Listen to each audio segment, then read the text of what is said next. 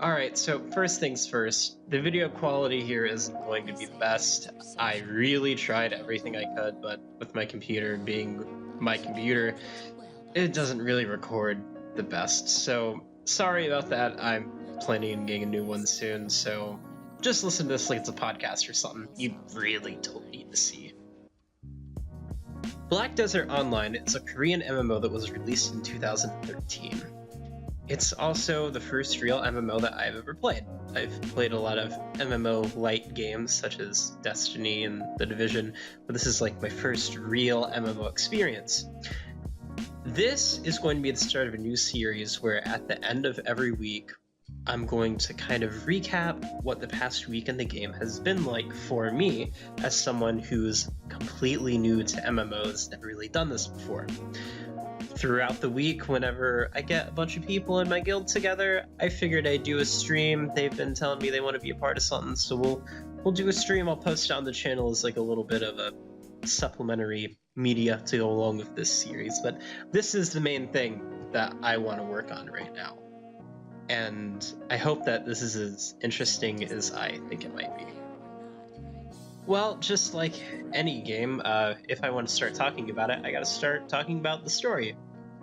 And unfortunately, that's not really something I can talk a whole lot about, because not I or anyone else that I played the game with actually really paid attention to it. It was kind of just one of those things that was there to, weave all the events of your quest together that would keep you going from one enemy type to the next one, keep your level going up and all that stuff, but I really don't know what was happening. You have a black spirit that gives you quest and all that as you go along, but I really don't know what he is or what his purpose is besides just being my sidekick. But he's a good character, and I do enjoy reading his dialogue. I think I've read his dialogue more than any other NPC in the entire game. The main point I'm trying to make is the story is just kind of keeping you pushed forward so you meet all these different enemy types and keep pushing your level up, right? So leveling up is pretty common in almost like every type of game, right? And it's normally not noteworthy, but the only reason why I'm talking about it is at level 50, the leveling game changes, and at level 56, everything kind of gets altered. So from level 1 to 50, you level up extremely quickly, especially if you're a new player and you're on the Albia servers, which have an 100% experience buff. Once you hit level 50, you hit a wall. Dead stop. It takes forever to level up. You have to be grinding for hours and hours, and it's crazy. Not to mention, if you die, you lose a huge chunk of experience, and if you really don't have the best gear in the game, that can be kind of hard to avoid sometimes if you're grinding tougher enemies. However, once you hit level 56, another big change happens, and this time it isn't really related to an exponential growth in the amount of experience you need to level up. It's more related to the fact that you unlock a second way to fight. So you have your regular attack switch for a witch, you have a staff that can do spells and stuff like that. But once you hit level 56, you can become awakened, which for my witch, which is the main character that I'm rolling with, you get these things called God Spheres, which you still use spells, but they're much more powerful, and you can also summon different things to fight by your side. They're just elemental golems from what I've seen. So nothing too crazy, but your attack power is increased a lot, and since your awakening weapon also counts towards your overall attack, it'll just make your character way stronger than you originally were. So awakening is kind of when you truly start to live out your power fantasy. You can put a dent in almost anyone just by walking up to them and spamming your powerful moves from what I've seen. As a level 55, I had to go to this area, which I believe the correct way you pronounce it is the Susana Garrison or something like that. And the soldiers there are so tough, they could kill me in 3 or 4 hits, and it would take me 3 minutes to kill them. As a witch, my only real method of survival was by using this illusion to keep them distracted, but after that I could just wail on them and it would take me ages. But I ran into this guy who was an awakened Musa, I believe, and he'd be able to one-shot everything. It was insane. Like, I wanted to be at that power level, and he was level 56, so I guess it really just comes from Awakening. So Awakening, huge power buff, amazing. It's just a trek to get there. And that being said, right before I started putting work into this video, I actually hit level 56, and it gave me a shit ton of more quests before I can even think about Awakening. Kind of triggered, but that will be something to update in the next video. Moving on from there, I want to talk about combat, which is nothing extreme. You have a left click, which is a standard attack that you can hold down for like a continuous combo. You have a right click, which is a more magical attack, which doesn't do that much damage, but it's longer range. I should also note that I'm talking about for the witch class. And the rest of your moves are like the Q key, the E key, F, and then shift and arrow keys combined in there to switch up your moves and make them do different things. Some characters have like maybe 10 or so moves, and then there's other characters like my Mystic, for example, that just seems like they have a plethora of moves coming out the ass. Like, you can do combos for days. You'll never have to worry about cooldowns, because if one is just taking that long, you have like 18 options to choose from. So you can just keep going on and on and on, never really have to worry about stopping. I like the combat overall. If you have any ultimate attacks, they're represented by this little crystal to the right of your health bar called the Black Spirit's Rage. I think that mechanic's pretty interesting, although it is a little bit annoying, because I believe that grows in power in accordance to how many kills you get. So then when you're doing a boss of any type, and you're not really doing a lot of kills and you're focused on the boss, you really only get to pop your ult maybe once. But I've had other people around me, they get their ult like 3 or 4 times during a boss fight. So I don't know, maybe it's based on something else, but it just doesn't seem to charge for me personally. Moving on from that, I want to talk about armor and weapons, which is kind of a tricky topic with this game, because it doesn't really seem like there's that many of them. I feel like every class has probably about 10 or 12 weapons. That also goes along with their sub-weapons, and I believe that there's a few Awakening weapon variants, but I'm not completely positive about that. And it seems like really the only weapons that you have, it's not because like some are more viable than others, it's just this is the weapon that you had earlier, and then this is the next tier weapon. None of them make any huge differences, it's just one has a higher number than the other. I kind of find that dull and a little uninspiring. I know that some of the weapons tend to have gem slots you can pop your enchanted crystals into, but I really don't see a lot of point in those. Like, I got a really rare one that was worth 10 million silver, and I immediately tried to sell it because it didn't really seem like it would bring that much value to me. No one bought it because 10 million for a gem, that's crazy shit, but I could dream. I'm leaving it up on the market. Instead of focusing on variety, the game tends to focus on enhancement. So, that being said, you'll more than likely fall into using one of the 3 main armor sets that I found to be prevalent. There's a Gruntle armor set, which boasts your attack power. There's a Heave armor set, I believe is how you pronounce it. I'm not really sure what that does. I believe that armor set gives you more carry weight, but don't quote me on that. And then there's a boss armor set, which is really just more of a traditional armor set that might have 1 or 2 extra item effects. So nothing crazy, but it's definitely enough to make it worth it if you are a certain type of person who cares about that. Again, like I stated with the boss weapons and such, any type of extra effect that you could get from a crystal or a weapon effect doesn't really seem to be that amazing to me. So I just tend to pass on it. The way that enhancing works in this game, and it's the same for your weapons and your armor, just with one difference towards the end, is you gather these black stones from killing enemies or for completing quests. There's a set for armor and a set for weapons. You'll go to the Black Spirit that I mentioned earlier, and you'll click on this enchantment tab, and you can put the weapon or armor piece you want in this slot, along with a stone of the corresponding type, and click enchant.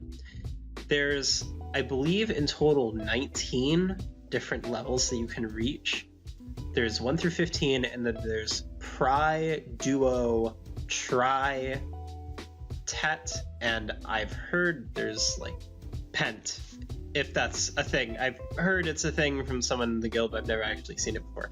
So you can probably scratch that one out because it's supposedly extremely rare. But basically 1 through 15, you're using your black stones to get to that rank. Past level 5 for armor and level 7 for weapons, your enchantments can fail. If your enchantment fails, you get this little fail stack that will give you a better chance of succeeding on your next enhancement attempt. Once you hit 15, you have to start using hard black stones and sharp black stones. Hard is for armor and sharp is for weapons. I believe you need 3 hard and sharp shards before you can combine them into a concentrated stone.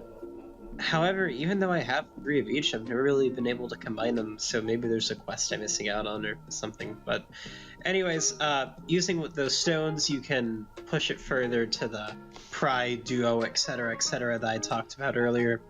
Basically, the higher the number, the more damage you do, the more valuable it is, and the more valuable it is, the higher you can sell it for on the market, if that's what you choose to do with your armor or weapons or whatnot.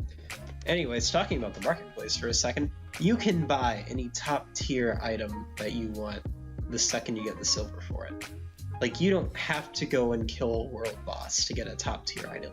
You don't have to go out and grind to get a certain armor set. You can just go buy it straight from the marketplace. And that's pretty cool for the most part. I tend to find that as a little bit of an easy way out, however, though. It gives the game more longevity in my mind if I go and get the stuff myself.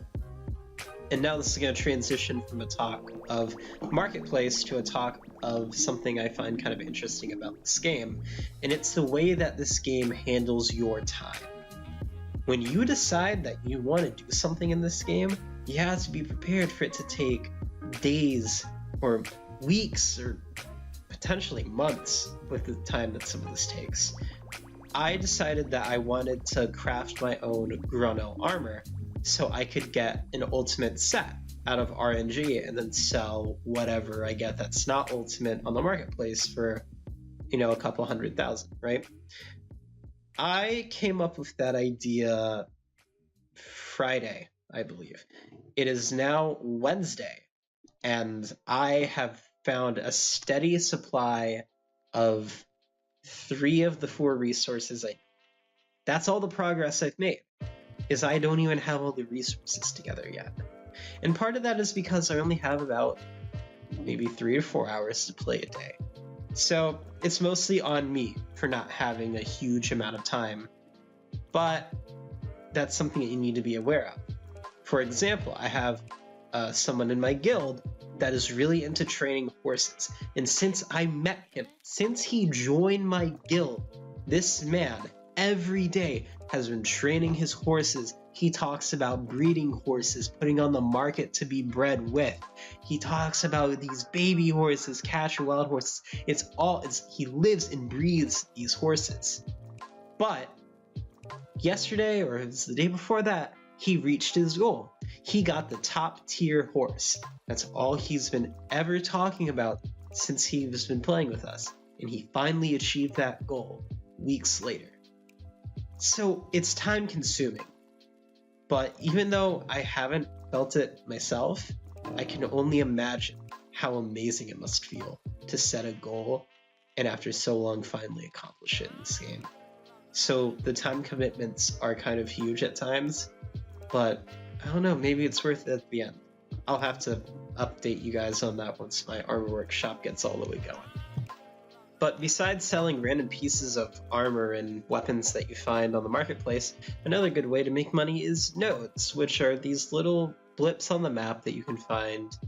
You go to them and you spend this currency that you have called contribution points that you gain from questing in the game just passively. And after you invest in them, if they have any type of resources like lumber or iron, you can then invest in them further, which costs 3, I believe.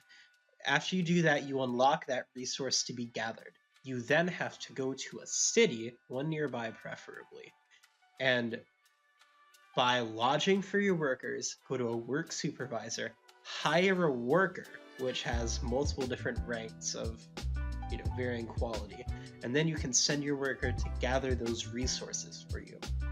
Those resources you can sell on the market, make a profit. That's what I did. It's gotten me 120 million over the past 2 weeks. And if you don't do that, you could also use them for your life skills like processing and alchemy, cooking. Your workers need beer. You can use the resources that you get to make beer. That also gets your cooking skill up, so it goes with the life skills. But all of that being said, nodes are a huge part of the game, and I've learned very early on that it's good to invest in nodes as soon as you can instead of waiting until you're already at that level 50 area. I started getting my nodes set up when I was 19 on my first character, and I'm very glad I did because I'm financially ahead of everyone around me, even those who have been playing much longer than me. So it's really good advice that I would pass down to anyone else that I'm trying to get into the game. Along with everything else that I've been bringing up, even though this is my first MMO, I'm leading my own guild already, 2 weeks in, right? It's been a very pleasant experience for the most part. I've met a lot of good friends, and it's given me something to do when I come home at night, just hang out with a few people that I really get along with. And the only thing that I don't like about it at times is there's a lot of drama that comes into running a guild, which kind of surprised me because it wasn't anything that I really looked forward to. But I've started to overcome that slowly, and now it's just becoming more of a motivation thing, is trying to get everyone excited about doing the guild missions, right? Because there's different types of guild missions that you can do. There's the regular guild mission that you complete to acquire money that goes into the guild bank, and the guild bank is what you use to run more of these missions. But more importantly, it's what you use to run guild bosses, where you and your guildmates get together, you go to a boss area, and you have this big 30-minute boss fight, and it's amazing. Everyone can get weapons or items or a bunch of different stuff from it, and it's honestly a lot of fun. I just kind of need to find a way to get people more excited about the actual missions and not just the boss fights. However, even if you're not in a guild, there's a way that you can participate in these boss fights, and it's in the way of field bosses and world bosses. Field bosses are earlier bosses in the game that have been revamped and given a huge buff. There's a timer that you can find with it's a Discord server that has all this link to it, and what it does is it tracks all the different field and world boss timers, and it tells you when the window's gonna be. So Kazarka is the world boss that I've been going after the most right now. When he pops up, there's a 4-hour window where he can spawn in. You have to be by Serendia Shrine, which is where he spawns in, whenever that timer goes off. It says 4 hours. Anytime during that 4 hours, he can pop up. When it's time to go, you gotta be there. You gotta be ready to go because they kill him fast. But that world boss is how you can get some of the best weapons in the game. It's so much fun to kill a world boss. I honestly thought that it was a guild thing, that you had to have 50-something people and get them together and all do. And it is true, you do need to get 50-something people together and all do it. But it doesn't have to be a guild, it's just random people. And it's one of the coolest things I've ever experienced, just being in a room filled with people I've never even seen before until that current moment, and everyone firing different attacks and magic of all different colors. Just a screen lighting up with effects, nailing this one world boss. It's amazing, but I'm getting off track. World bosses and field bosses. Anyone can do it. Just recommend that you be a high enough level to go in there. If you take a hit, it's probably good that you prep to survive it and not be a low enough level where you die instantly. You might get gear, but it's not really worth the gear if you're going to lose a whole bunch of experience points on the way, right? I feel like there's a lot more things I could talk about here, but I will wrap this first video up here, and I'll save any other thoughts I have for the video next week. World bosses are a pretty good place to end off on, I think, right? So if all you really cared about was hearing my thoughts on the game so far, you can go now. If you care about any updates for the channel, just stick around for a few seconds longer. I just want to get some housekeeping notes out of the way. The video quality here, really choppy. My computer, not the best. I'm really trying to get a hold of a better one. Tax season's coming up soon when I get my return.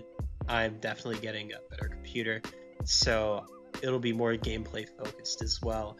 Honestly, I was just gonna stick up a picture and do it podcast format and talk over it, but I had already came home and recorded some footage, and I was like, well, even if no one wants to look at it, it can be there, just because it was the thing I did.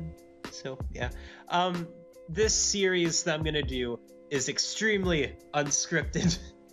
It's not gonna be smooth or incredibly professional when it comes to my voice or what I'm saying, because this is not me trying to be massively appealing. This is me trying to talk about my feelings and experiences with the game. So if it's not the most helpful or anything like that, I apologize. The goal here is really not for me to make a guide. The goal here is just for me to talk about how I feel about this game. How I feel about this game right now? It's pretty good. I'm really enjoying it. I hope I can keep enjoying it. I'm gonna be implementing some new rules in my guild soon to hopefully tighten things up a little bit more. You know, maybe get some new people in here with higher activity rates, get out the lower activity people, hopefully drive up a little bit more motivation in the terms of doing missions and stuff. But again, that'll all be for an update in the next week's video. This is going to be hopefully long-running series for me. I tend to not stick with series when I start, and I know that's kind of a pain since I don't think I've ever finished a playthrough of a game or not. But since this isn't really a series that has a definite end, only a definite start, I think I'll be more encouraged to come on here and do it. You can expect uploads every Wednesday, and that's mostly because the game has maintenance on Wednesdays, and that cuts into my playtime. So the hole that's left by the maintenance I can fill by doing this and uploading that, and hopefully it's enjoyable. I mentioned earlier there will be supplemental streams to go along with this series, so you can hear some guild chatter between me and my friends. Hopefully that's enjoyable. We have some really funny and outrageous conversations sometimes. I don't really know if they're all safe to upload or not, but if we capture something and we all agree it's good, I'll definitely bring it up. Anyways, I hope you enjoy. I hope the video isn't too terrible. And yeah, if you have any questions or anything that I could address in the next one, I'd love for you to just leave it in the comments. And yeah, that's all I really have for right now.